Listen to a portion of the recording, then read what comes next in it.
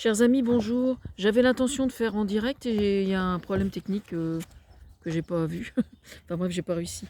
Je vais vous lire 2 chapitres de mon livre sur la parentalité. Alors pour la petite histoire, c'est une compilation de plein d'articles que j'ai rédigés en amont de la loi sur le mariage pour tous. Soupçonnant que Christiane Taubira en ait pris connaissance au moment d'élaborer la loi, j'étais allée à sa rencontre et elle m'avait dit que je devais persister à écrire. 2 fois, elle me fait le coup quand même. Donc, ce qui tendrait à... Donc, elle l'a lu. Non, elle a pas lu, elle a lu les articles qui ont servi à faire le livre. Voilà.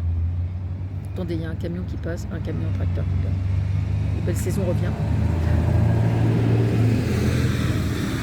On va pouvoir faire quelque chose maintenant. Prétendent être parents, seuls, homosexuels, voire les deux. Il y en a qui ont tous les vices. Oui, je sais. Certains doivent trouver étrange que j'ose envisager qu'un homme ou une femme seule puisse revendiquer d'aimer un enfant au point d'en être le père, la mère ou les parents. D'autres, choqués que j'envisage une telle chose, se disent que j'ai perdu la tête ou que ça serait irresponsable. Bah voyons. À chaque fois qu'un enfant appelle un numéro d'urgence parce qu'il prend des coups, soyez sans crainte. Il s'agit bien de la sacro-sainte famille traditionnelle au sein de laquelle les faits se déroulent. En très très grande majorité en tout cas.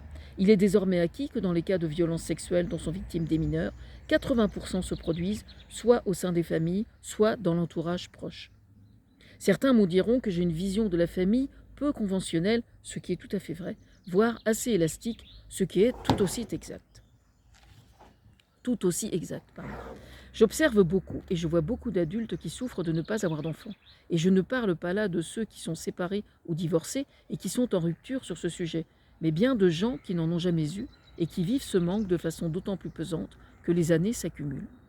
Oui, on me dira qu'en principe on ne choisit pas d'être parent pour soi et qu'aimer un enfant n'a pas à être un pansement, ce qui est tout à fait normal et je suis la première à le revendiquer.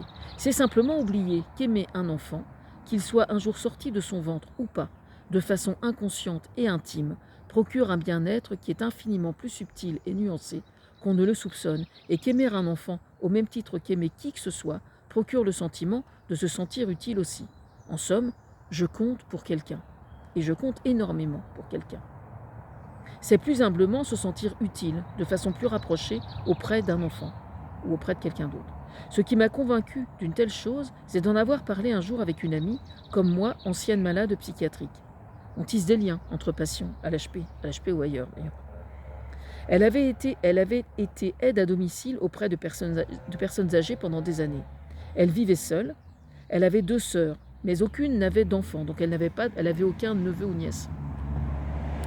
Leur propre mère souffrant d'une maladie dégénérative, hospitalisée à Barentin, complètement paralysée. Elle venait chaque samedi après-midi à l'hôpital lui mettre du Mozart, parce qu'elle savait que ça lui faisait du bien.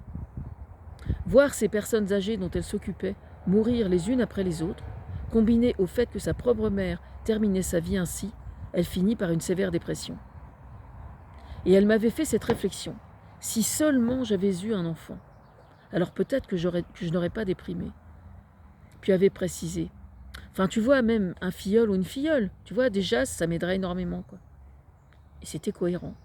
Car avoir des enfants, ou en tout cas en avoir à aimer et à qui penser, fait partie de la vie qui va. Et l'on accepte d'autant plus facilement de voir la roue tourner qu'on peut observer et veiller sur les jeunes générations qui arrivent. Donc, globalement, évidemment, y compris aussi sur le plan individuel. Certes, le parrainage, j'y crois, dur comme fer. Et si ce parrainage peut évoluer vers une relation plus proche encore, et pourquoi pas? Quand je dis une relation plus proche encore, je pense notamment à l'adoption, pourquoi pas? Quand vraiment les choses se passent extrêmement bien et que le lien affectif devient vraiment extrêmement puissant, moi je trouve que c'est quelque chose qui doit être tout à fait envisagé. Pourquoi pas, hein? Et pourquoi pas? J'arrête là tout de suite et je reprendrai après dans une autre vidéo.